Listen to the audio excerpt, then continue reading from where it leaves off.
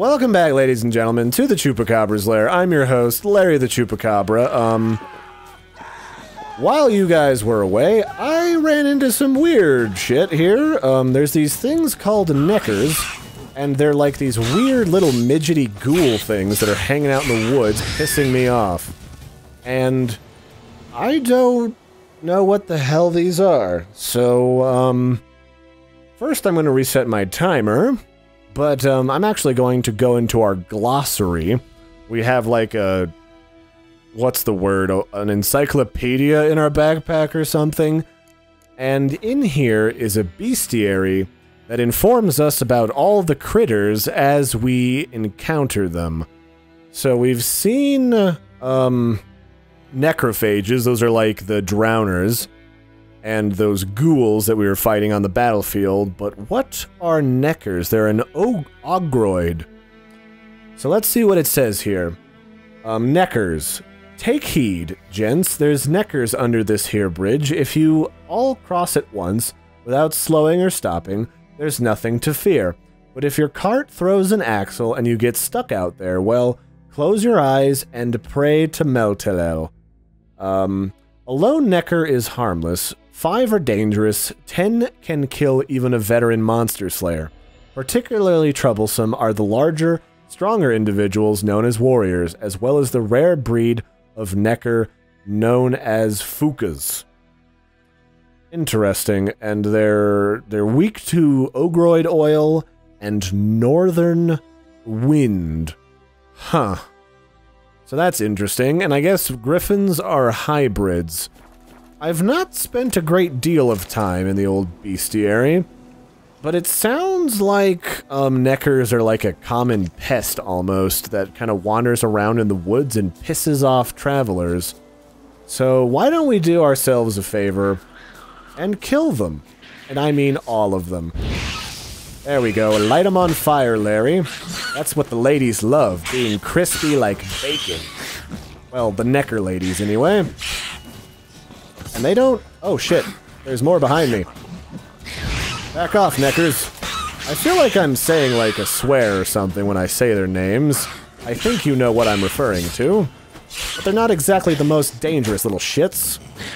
In fact, they're actually kind of weak. It's kind of like beating up monster children. Or if you were like in a fantasy world, like beating up like gnomes or something. Huh. Well, that was weird. I haven't seen these before. That was, unique. Let's just put it that way. And there's a bunch of dead shit around here, too. It kind of looks like they just kill stuff near their lair while you're playing the game.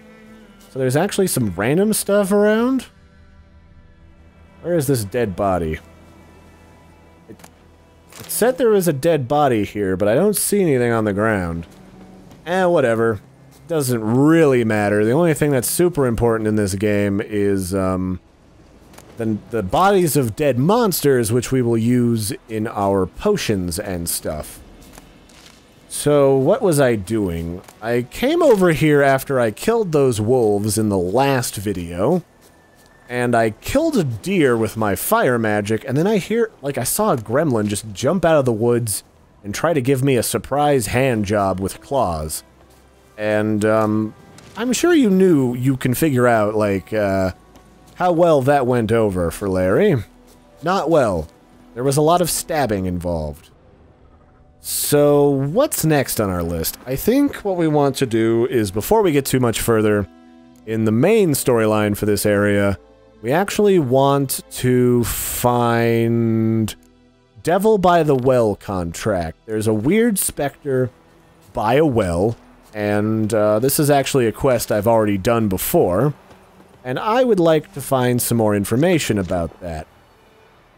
So we've got a camp full of soldiers here, but what I'm interested in is some of the local plant life. I'm actually not going to bother with the horse right now. We're pretty much close to where we need to be. There's no real point, honestly. So I need to find some more of that clanidine bit in order to help save that dying girl, or maybe save her. there's probably a 50% chance, if I know games like this, that it will completely backfire and will end up horrifying the entire town. So if that does happen, hopefully we're really close to the end of this area for the moment. So if the whole town comes after us with pitchforks, we don't really have to, you know, worry about anything. So let's see. I don't see any of that particular herb I was looking for. Clanidine, this yellow stuff. There's this fruit that I can eat. This barbica fruit. Which is nice that there's free food in the woods to be had. Yeah, I don't... Alright, whatever. We'll go pack rat, weeds later. Let's go chitter-chatter to the guy over here in this hut. Got some sexy sunflowers here. A lot of wild sunflowers grow here in Colorado, so that's not an unusual sight for old Larry. Alright, let's see here. Got a peasant house. Let's talk to old, Odilon. Greetings, good man. Having trouble with your well? That's what I read. Aye. 'Tis haunted. Has been for a good 20 years. 20? So why'd you put out a notice just now? 'Cause earlier on we drew our water from the river. But so many corpses floating in it after the battle it's turned noxious. My daughter Mandy drank half a pitcher. Felt dreadfully ill, can't keep nothing down. She grows worse by the day. Oh, the water's tainted. I didn't remember that part. Water. Clear, pure water. And where am I to get that if not from the well? But first, the ghost's got to be driven away. And it don't let any man near. Okay, so there is a weird ghost near the well, that I did remember. Why don't you describe this ghost to me, good fellow? Who... Now that I think about it, I think he looks almost exactly like the traveling scholar we talked to in, like, the beginning of this game, who, was on his way to travel and tell tales about the war. I'm sure there's probably going to be a lot of facial reuse in this game. There's only so much variance that you can make, but that's still really... two very similar characters, really close together in the same town. This ghost. Describe it for me. Well... it's awful frightening. Awful. I meant, what does it look like? It looks like a woman, but fresh from the grave. Wears a dirty dress, all rags, its skin flaking off its bones, and it howls like it's suffering. Some wraith. Not sure that I know any ghost that doesn't howl, to be fair, sir. If you don't take care of it, that is, it'll come kill me daughter. What? Your daughter is dying of food poison, or some type of sickness from drinking befouled water from the river. I don't think the ghost really gives a shit, to be honest with you. But, you know, if, well, I'm sure he'll have a reward. I don't think I really need to ask about it. It was offered in the flyer, so yeah, I guess I'll help. Fine, I'll help. Where's this well? In Havel, a settlement on the heights. It's abandoned now. No one ventures there on account of the ghost being about. Drive it off. Please. Man, this game has a lot of, like, cinematic moments that I can really use as, screenshots for thumbnails. Alright, so we have to go kill a wraith, basically. And this is another creature from, like, ancient mythology that has to do with, the death of very loving individuals, very close to a night of nuptials. So really quick, I'm gonna make a purview of the local wildlife of plants, because I'm gonna need to make a couple potions. And, let's call the horse, because we've got a ghost to stab in the face. Oh, wait. I need to repair my gear at the dwarf. Just kind of like, in, Dark Souls, you gotta do a lot of weapon repairing, so that it doesn't break middle of combat and screw you over and get you killed. I'd like you to forge something for me. So I gotta go into the forging menu, and then we can repair our items. So this stuff is not super cheap to repair. So we will start by repairing our main sword. And then we will repair our silver sword. A bit steep to repair our stuff, but again, you don't want to be caught with all your... What? Why are you repairing random shit? I want you to repair my silver sword. There we go. But yeah, what happens is your items can, like, break in the middle of combat, and then they become crappy. Like, they don't do as well, they lose effectiveness, and you're pretty much forced to continue using them, or else you'll die. So we don't want that to happen when we go fight a giant murderous wraith who's pissed off at the world. So let's see here. Ooh, we've got those hunting boots that we found are better than what we're wearing. And what do they look like? I guess they look like a little bit more stylish. They kind of look like we're wearing big anime knee socks. And we've got a better blade. That Vicaro blade that we found in those chests on the beach is also pretty decent. Let's add a stone to our blades. We'll add this rune stone. Oh, I guess I can't add a rune stone to that. Our Witcher blade does not allow us to modify it, but that's all we really needed to get from here. Oh, wait. Where is it? Do you not have... Oh, here it is. He also has a grindstone, so we can temporarily buff our sword before we go into battle. Why the hell are you over here, you stupid fucking horse? Why do you always go to the only grain bin in town? That's really not what horses tend to do. Like, if there's good food on the ground next to them, they tend to just go grazing. Unless they're at their home barn, then they might go looking for grain. Right. The auto-pathing in this game is a little bit stupid. Like, the wraith that we're looking for is just north of us, but that dotted line on my minimap is just wigging out, going in any other direction but the only road that we are currently standing on. Oh, it's adorable. Alright. Oh, there's our friend the wraith. So, I don't remember if we can kill the wraith right now with, like, the fact that I already know about the wraith. So, let's go into the old inventory, and let's read about her in the glossary.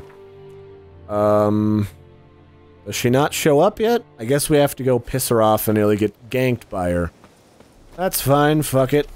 Let's, equip Yarden. The infamous well. A moon wraith.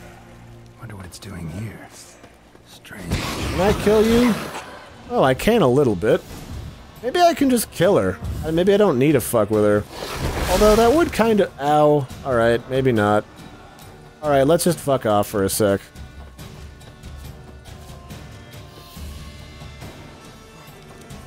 What are you gonna do, Wraithy?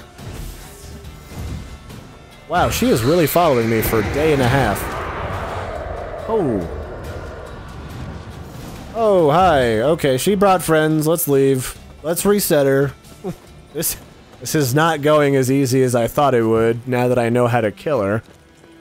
Oh, hey. Oh, wait, I didn't have the right thing equipped to murder them. Shit. Come back here, you. Come back. Come back. I want to kill you. I want to murder your face. Come back. I want to be friends. I'm sorry. No, let me... Damn it. If I can run up to this doe and hit her with anything, she will pretty much get murdered. And she'll drop, like, skin I can sell. So, anyway, let's see. Back to the glossary and the bestiary. That was a specter.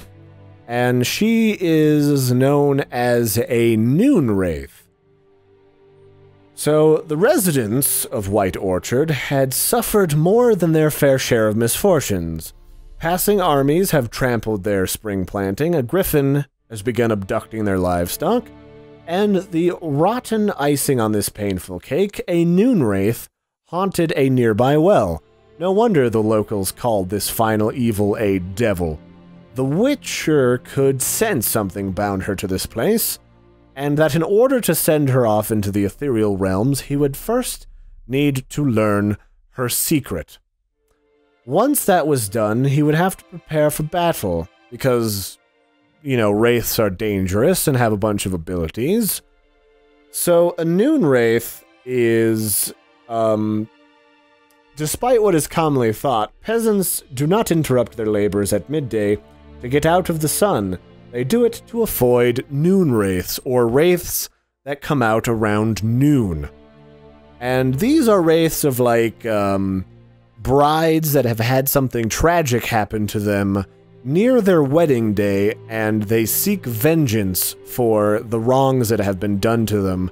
And they come out during the midday in order to skulk about and try to murder them. So, if you find a wedding ring or a torn veil out in the middle of a field, one should not pick it up, but instead back away as quickly as possible. So I don't know if that's like old mythology or something, but it certainly sounds like it might be. And they've got like a big long spooky tongue, and they look like a wailing dead thing. Something's tied the noon wraith to this place. So we have to find out what happened to this particular wraith before we can kill her, because we have to like find the object that ties her to this mortal coil and use it to murder her face, because she's being a bit of an asshole. So we will probably do that next time. It's getting a little bit towards, well, it's a little over the end of the episode, actually. So we'll do that next time. In the meantime, I still need to gather a few supplies that will make this fight a little bit less of a pain in my ass, in case I get really unlucky and she decides to pull out all the stops. So until next time, I've been your host, Larry the Witcher Chupacabra. Don't forget to like and subscribe, and I'll catch you next time. Bye, everybody.